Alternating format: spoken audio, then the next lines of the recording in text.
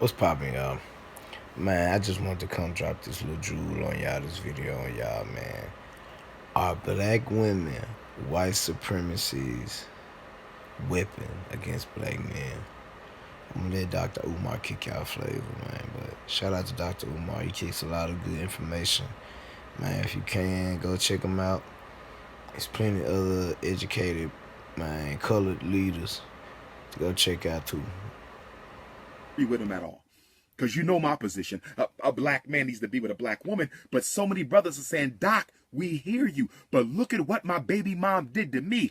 Doc, we hear you. But look at what my ex-wife did to me. Doc, we hear you. But look at what my black judge did to me. So let's keep on going. Let's keep on going. So the government says it is owed $115 billion in child support.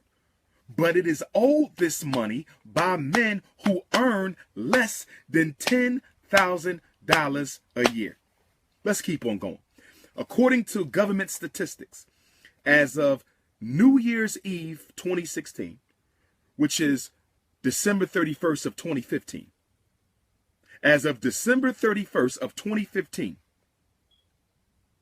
there were 1.5 million people in federal prison. 1.5 million people in federal prison, and 50% of them had children under 18 years old. 50%. So if 50% of the people in prison have children under 18, that means there's a lot of child support cases. There's a lot of child support cases that are finding their way into the prison. And what I find to be so criminally unfair about the child support law, what I find to be so criminally unfair about the child support law is the fact that when you go to jail, whether it was for child support or not, you have cases that are child support related and you have cases that are not child support related.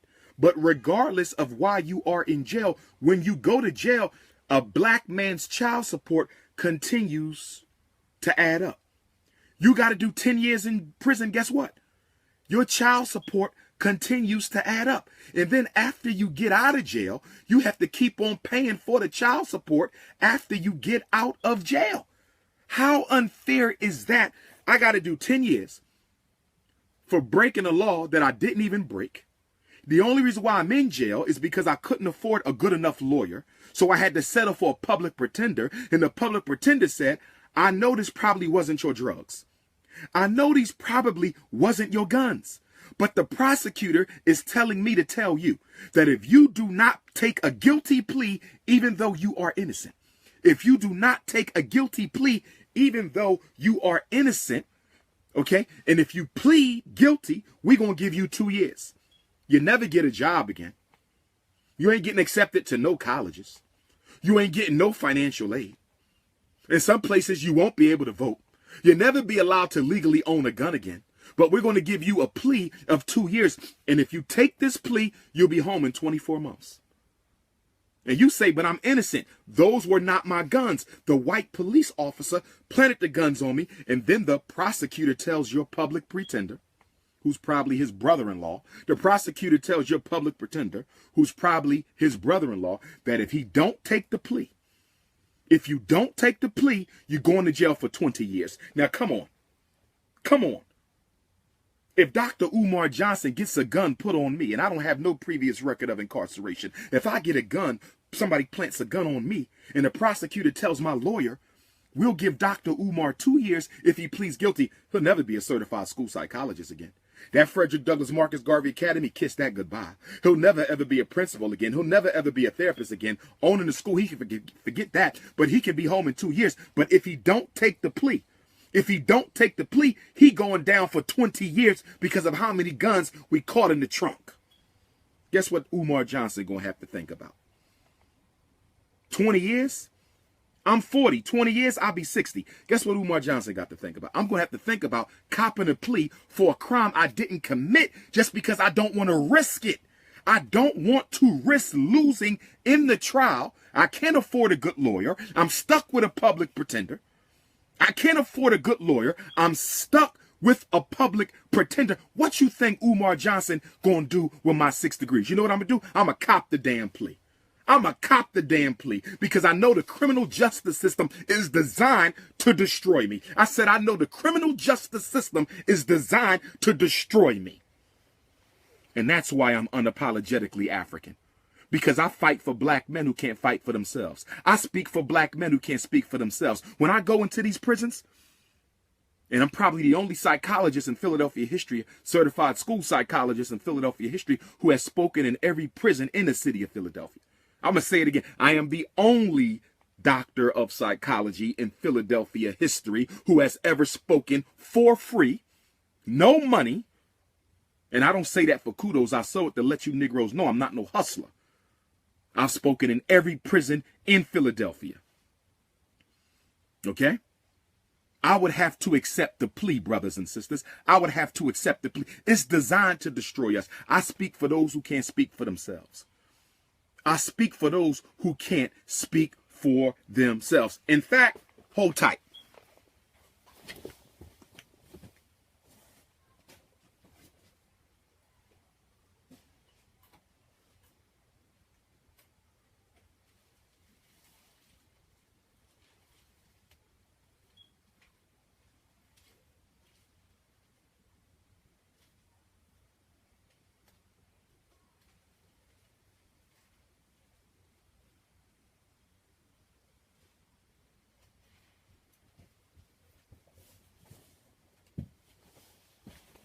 And see, I got a whole bunch of these prison mail, brothers and sisters locked up behind bars who write to me on a regular basis. And I want to apologize to them brothers and sisters behind bars because Dr. Umar Johnson is so busy keeping our kids from going into jail. I'm so busy keeping our children from going into jail by keeping them out of the special ed to prison pipeline that I can't always respond to these letters, but I will start writing y'all back. My New Year's resolution in 2018 is to start responding to the letters that I get from brothers and sisters who are locked down. Here's one letter.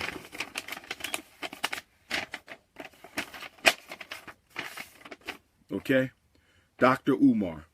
And this is coming from a brother who's locked down in Lincoln, Nebraska.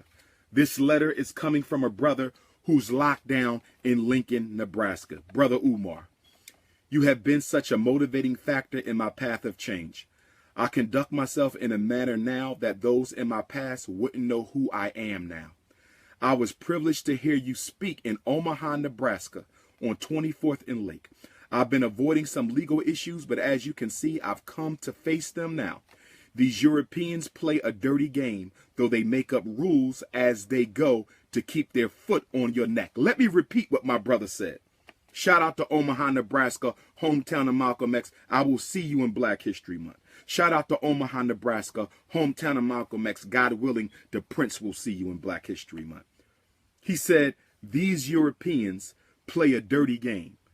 They make up rules as they go to keep their foot on your neck.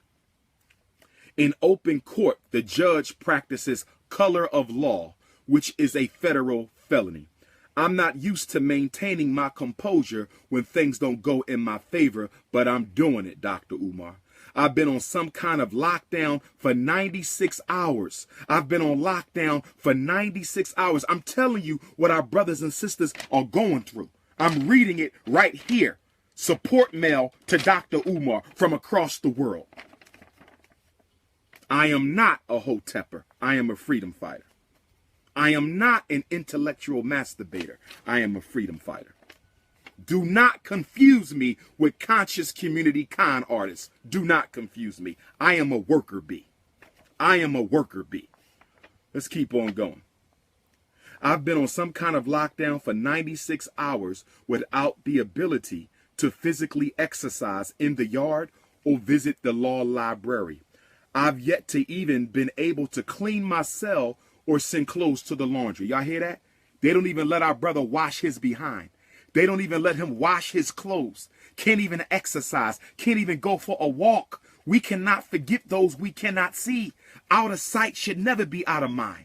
Out of sight should never be out of mind.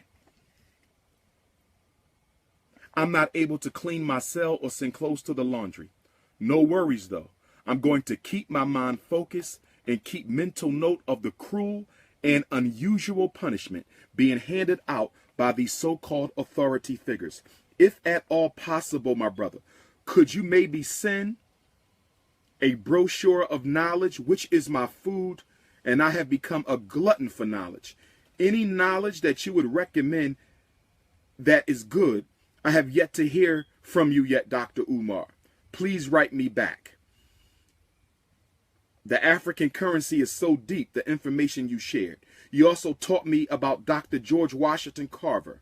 I had no knowledge that Dr. George Washington Carver was castrated by the European family that raised him. We are honestly dealing with some sick people, Dr. Umar. One more topic I would love for you to elaborate on, okay, is polygyny. 1 in 13 ratio, 1 out of every 3 black males is guaranteed to be in a jail or prison in their life with a 94% recidivism rate. 94% recidivism rate. Most of us who go to jail will go back to jail. Most of us who go to jail will go back to jail.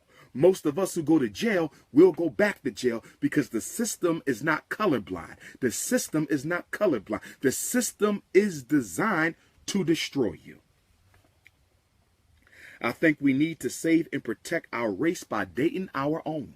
I think we need to save and protect our race by dating our own. Can't wait to get a response from your direction. A revolution in my life. This is real. I'm not going to call the brother's name. That's confidential. I got boxes of these. I got boxes of these. So I'm going to have to start writing the brothers and sisters back who are behind bars.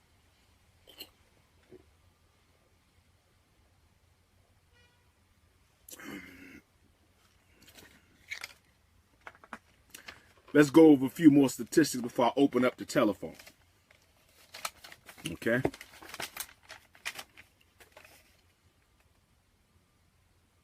Criminal contempt for failure to pay child support.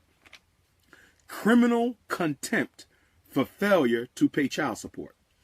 Criminal contempt for failure to pay child support. See, in the 90s, when they revised the Bill Clinton crime bill, they were also revising the child support code. They wasn't slick. See, Bill Clinton had you focused on drugs and guns.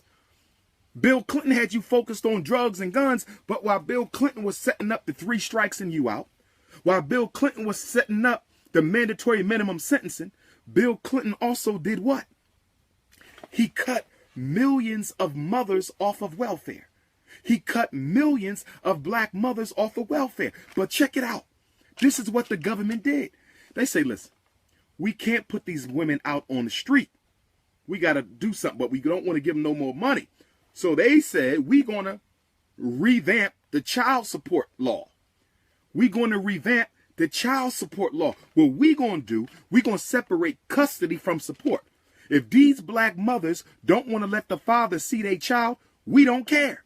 If these black mothers don't want to let the father see their children, we don't care. If these black mothers don't want to let the child see their fathers, we don't care. This is what the government said. Separate. Because as long as you keep child support with custody, a lot of men won't have to pay because some of these trifling sisters, some of them, most sisters are not, the few that are, okay, are not going to let them see their kids, which means he won't have to pay. So what we got to do is we're going to separate child support from custody.